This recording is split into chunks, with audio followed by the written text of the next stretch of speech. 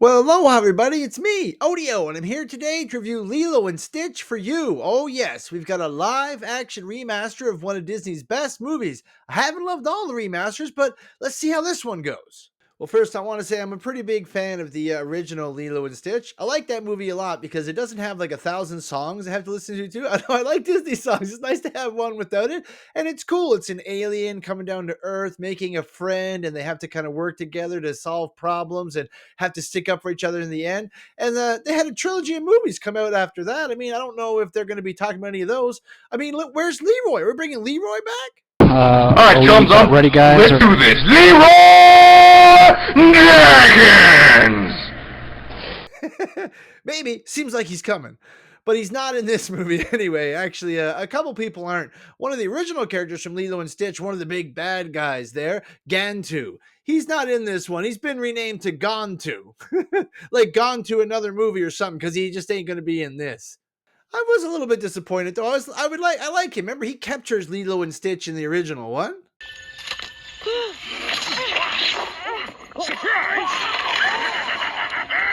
Also, would have been cool to see them make that guy in live action. Like, what would he have looked like? They wouldn't have made a suit for that. Would have had to been CGI or something like that. But either way, he's gone. They sort of swap his villainous role with someone else.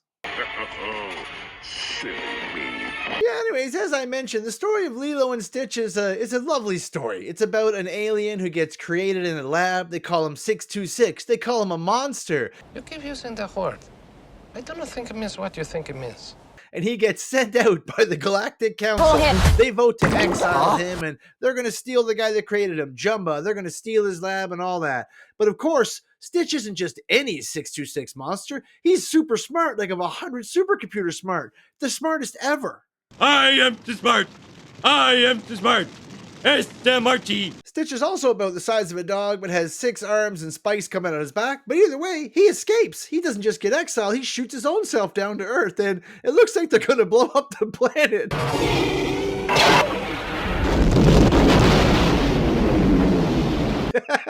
Just to get rid of him. But of course, Pleakley comes in. He's another alien in this, and he says, no, I love Earth. Don't blow it up. I'll just go down and get him. And he takes Jumba with them to go and recapture Stitch. So they're coming after him. So it kind of like Jumba, the in the other one, wasn't really like this. He sort of takes over for Gantu. He's the new guy who's got the big plot. He's the evil guy who's trying to capture Stitch the whole time.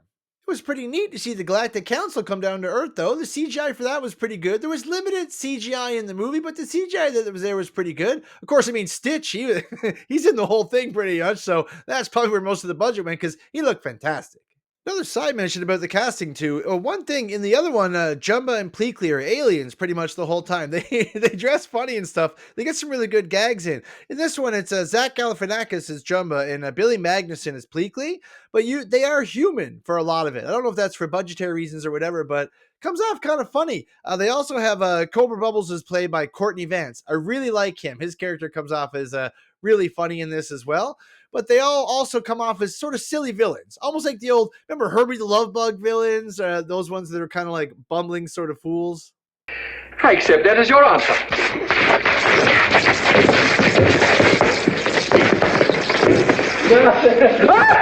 I don't know, just those old cheesy Disney villains, which I kind of appreciated. I thought I liked those movies. This was pretty good fun, and I was watching it with the proper demographic for it, and there was a lot of laughter in the theater. I can tell you, a lot of the younger ones were having a good time with it. So the villains are, like I said, a little bit more bumbling and funny, but I don't know, it kind of works with this tone of the movie. Some other things are changed in it. There's only really one added in character, a lifeguard guy. He's got a pretty minor role, but he's in it for a little bit there. Most of the changes work pretty good, and that's because of the casting. I really enjoyed the voice acting and just the acting. Amy Hill is in there as Tutu as well, and Chris Sanders is voicing Stitch. He does a great job there.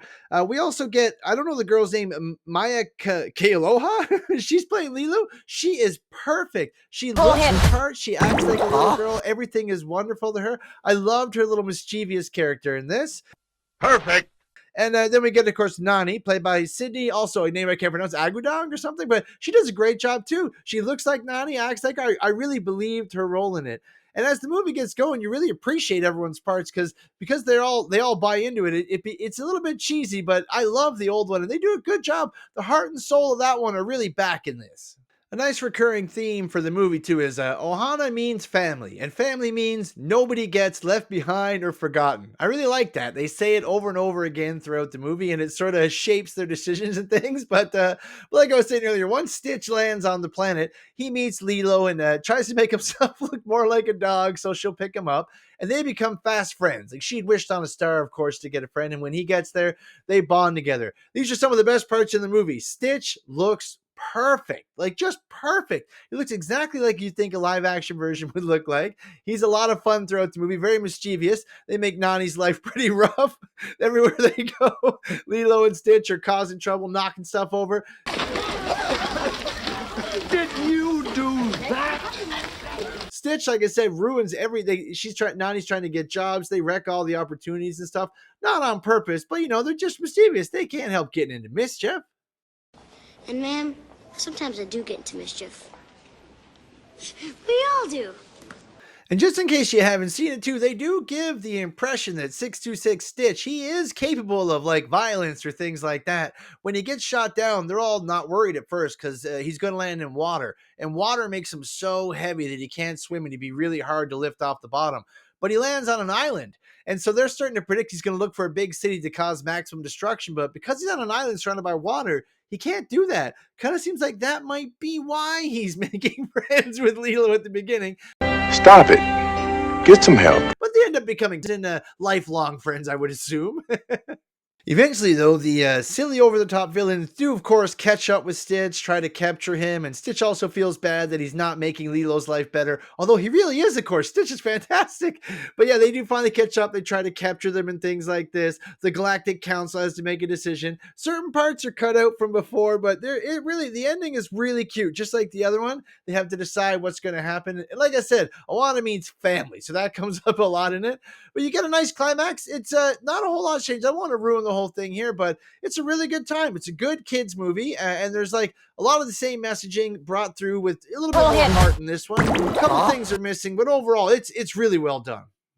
Overall, though, Lilo and Stitch was really interesting to see in live action. I love how Stitch looked. Lilo looked perfect. Nani was great. And it was a lot of fun. A lot of the jokes really land with the younger audience. Everybody was having a good time and smiling. And just like the original, it's something you can go to with anyone. And you're all going to have a good time no matter how old you are.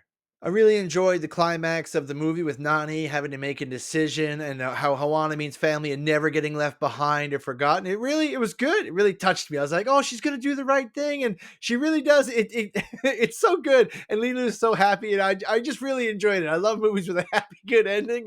It's great. The Lilo and Stitch remaster for 2025 is going to earn itself an 8 out of 10 on the odometer. It's a lot of fun and a great family movie to go see. I did miss Gantu, and I did find the villains a little bit silly, but overall it kept the same heart and tone and really worked as a movie and a good time out at the theater. So go give it a watch if you're looking for something to see this weekend. But thanks so much for watching this far, guys. Really appreciate that. Please like, share, and subscribe to the video. And remember, everybody, stay out of trouble.